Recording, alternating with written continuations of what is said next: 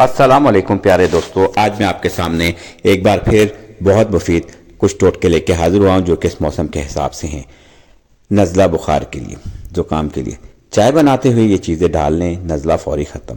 جس کو نزلہ زکام ہو جائے، چائے بناتے وقت 1 چمچ خشخاش کی ڈال دے، یعنی دودھ، چینی، پتی ڈال کر چائے بنائیں اور 1 چمچ خشخاش ڈال لیں، چھان کر پی لیں، نزلہ زکام ختم ہو جائے گا۔ نہایت آزمودہ نسخہ ہے۔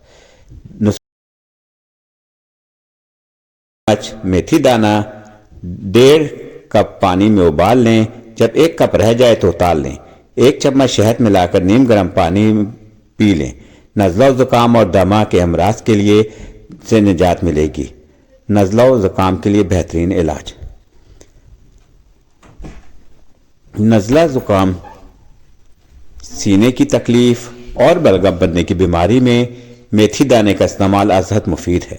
صبح و شام 2 چائے کے چمچ 1 کپ پانی میں جوش دے کر شہد سے میٹھا کر کے چھوٹے بچوں کو مسلسل استعمال کرائیں، دائمی نزلہ بھی ختم ہو جاتا ہے۔ اخباری میگزین جولائی 2010 صفحہ نمبر 33 سے نسخہ لیا گیا۔ بے شمار لوگوں نے آزمایا، آپ بھی آزمائیں اور پھر فائدے ضرور دیکھیں۔ نسخہ نمبر 3، ناک میں پانی ڈالنے سے نزلہ زکام ختم۔ ناک میں زور سے نیم گرم پانی چڑھا لیں، ایک نتنا بند کر کے دوسرے نتنے میں 3 دفعہ پانی زور سے چڑھائیں۔ اسی طرح دوسرے نتنے میں بھی دن میں چند بار ایسا کریں، انشاءاللہ 10 دن میں نزلہ زکام ختم ہو جائے گا۔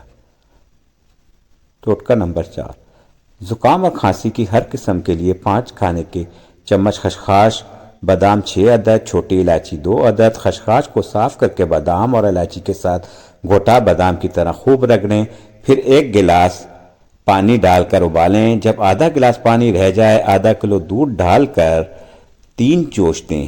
یاد رہے، چینی جتنی دل چاہے ڈالیں۔